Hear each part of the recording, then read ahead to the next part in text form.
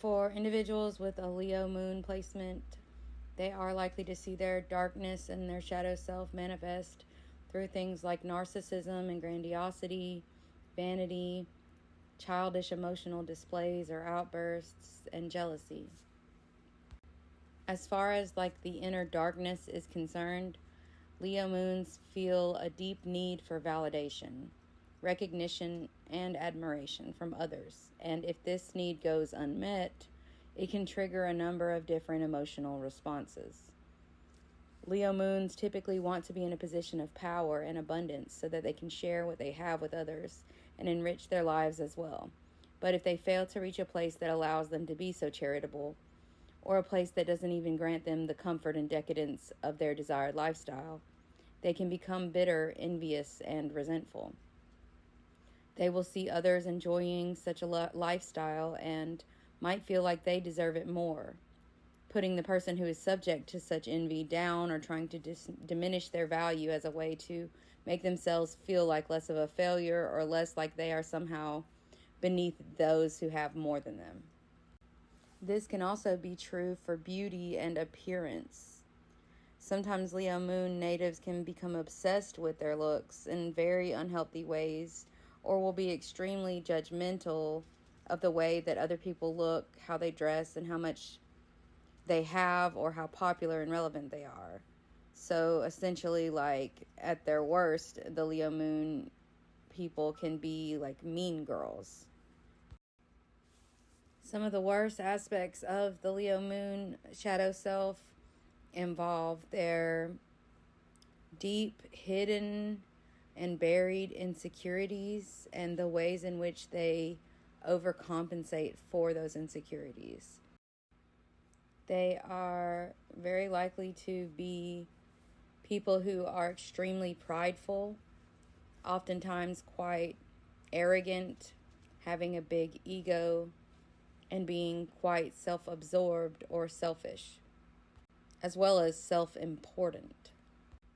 They can be quite lacking in empathy or perspective, considering other people's experiences and how that might affect them. They don't really have as much capacity for that kind of empathy at their worst. They also have a tendency to be a bit lacking in insight and having a struggle with facing their faults or flaws in order to better themselves and grow. They struggle to see that in themselves because it's overwhelming to them, and it's like painful to see their flaws. That's because a lot of times the Leo moon individual will be someone who measures their worth by the amount of recognition and praise they receive. So whenever they are not receiving the amount of recognition and praise they feel that they deserve, then they're going to start to question their self-worth and, the value that they have as a person. Part of the validation that they're desperate for, because of the measuring their value based off of that validation, you'll see a lot of times that they do a lot of attention seeking, and they'll engage in a lot of attention seeking behavior, even when the attention itself is not positive. Even if it's going to only garner negative attention, they will still engage in negative behaviors that will garner attention, because some is better than none. And this also includes things like very over-the-top displays or exaggerated emotions, like being performative and putting on a show emotionally, to having outbursts, tantrums, and things like that.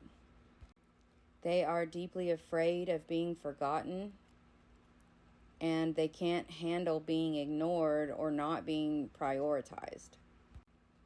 They have a habit of being quite entitled, thinking they deserve everything just because they are who they are. They deserve everything because they just do. They really don't necessarily feel that they're in the same league as a lot of other people.